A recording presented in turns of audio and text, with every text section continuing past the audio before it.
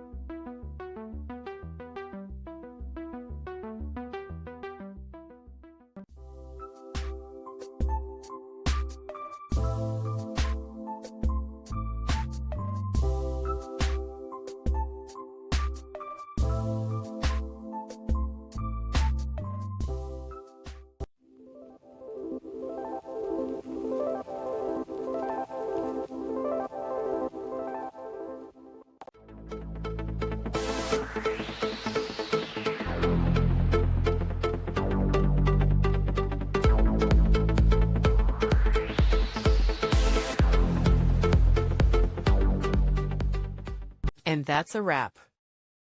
I hope you found the answer you were looking for. If you did, take a second to hit that subscribe button. It really helps out.